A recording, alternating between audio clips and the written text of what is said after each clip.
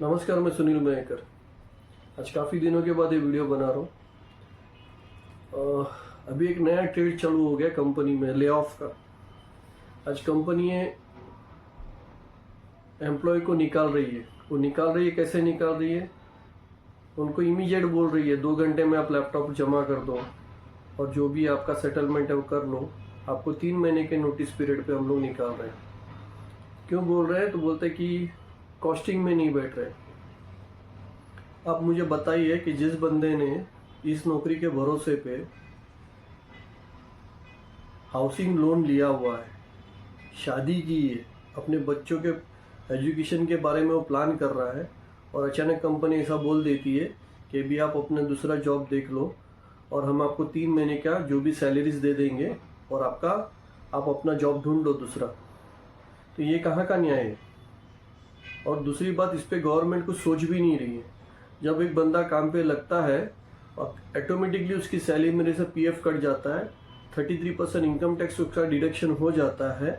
वो जो गवर्नमेंट है वो बराबर उससे वो सब चीज़ ले रही है। लेकिन वही बंदा जब अनएम्प्लॉय हो जाता है तो गवर्नमेंट की कोई रिस्पॉन्सिबिलिटी नहीं बनती है कि जब तक उसको दूसरा कोई जॉब मिले तब तक उनको कुछ फाइनेंशियली सपोर्ट करे करके। मतलब आप सुख में तो अपना हिस्सा ले रहे तो और दुख में हमारे साथ कोई नहीं है। और जो बंदे ने आज हाउसिंग लोन लिया है उसकी ईएमआई पेड नहीं हो रहे हैं, वो डिफॉल्टर में जा रहा है। और कंपनी अगर कोई परफॉर्मेंस बेसिस पे किसी को निकाल दी थी तो कोई प्रॉब्लम नहीं है, लेकिन कॉस्टिंग में नहीं बैठता है या कंपनी कॉस्ट पे नहीं होता है, कंपनी के पास इतना काम नहीं है। आज कंपनियां क्या कर रही है कि 4-4 आदमी का काम 2-2 आदमी से, 1-1 आदमी से करा रही है। तो इस तरीके से अगर आप ले ऑफ करने लगोगे तो फिर आदमी का इतना खर्चा करके एजुकेशन लेने का क्या मतलब है?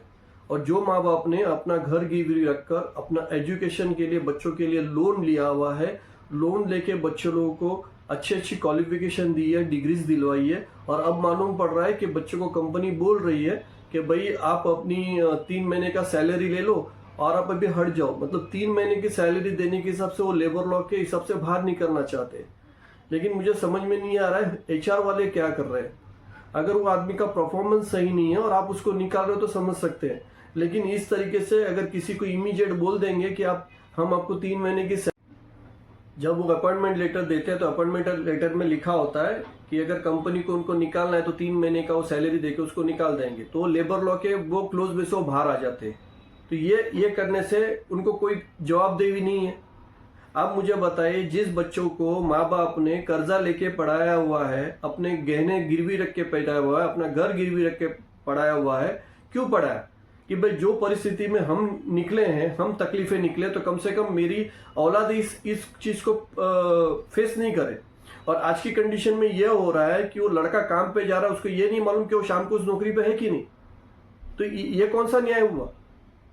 आज आप क्या कर रहे हो? 4 कंपनियां क्या कर रही है, 4 आदमी का काम 1 आदमी से करवा रही है। जो 8 घंटे की नौकरी उसको 12 घंटा, 14 घंटा, 15 घंटा कर दिया है। आज के हालत ये है कि लड़के लोग घर पे आने के बाद भी काम करने बैठते हैं। तो गवर्नमेंट इसके ऊपर कोई ध्यान नहीं दे रही है। गवर्नमेंट अपना, जब वो बंदा काम पे लग जाता है, अपना इनकम टैक्स वो ले लेती है, और अगर उसने इनकम टैक्स नहीं फाइल किया हुआ है तो ऑटोमेटिकली वो उनके पास मैसेज आ जाता है कि आपने आईटीआर फाइल नहीं किया हुआ है। तो वो जब बंदा अनएम्प्लॉय होता है तो उसके ऊपर देखने का गवर्नमेंट का कोई राइट्स नहीं है। गवर्नमेंट को इस चीज पर भी तो ध्यान देना चाहिए ना। आज बच्चे लोग यहां से सोच रहे हैं कि कैसे इंडिया छोड़ के बाहर जावे, क्योंकि यहां जॉब की कोई सिक्योरिटी नहीं है। और इतना पैसा, इतना एजुकेशन लेने के बाद, माँ बाप ने कर्जा लेने के बाद आज उसको इतना भरोसा नहीं कि मैं कर्जा पेड कर सकूंगा कि नहीं।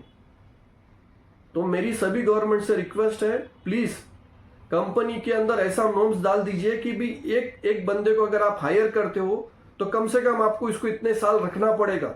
आप ऐसे किसी भी बंदे को इमीडिएट नहीं निकाल सकते, और निकालने के लिए वैलिड आपको रीजन देना पड़ेगा। क्या उसका परफॉर्मेंस सही नहीं, आप परफॉर्मेंस बेस पे आप निकाल दीजिए, कोई प्रॉब्लम नहीं है। लेकिन कंपनी के कॉस्ट में नहीं बैठ रहा है और आप 4 आदमी का काम 1 आदमी से करवा रहे हो, और वो 1 आदमी 12 घंटा, 15-15 घंटा काम कर रहा है। गवर्नमेंट को ये समझ में नहीं आ रहा है क्या? दिख नहीं रहा है? ये चीज दिखती नहीं है क्या? ये तो देखना चाहिए ना। आज यंग जनरेशन इतने डिप्रेशन में गए हैं, इतने प्रेशर से उनके ऊपर। एक लड़के को अपने माँ बाप ने मेरे एजुकेशन के लिए क्या किया ये सब उसको मालूम पड़ रहा है, उसको समझ में आ रहा है, और वो चाहता है कि जल्दी से जल्दी मैं अपने माँ बाप को इस लोन बिल में से फ्री करूं।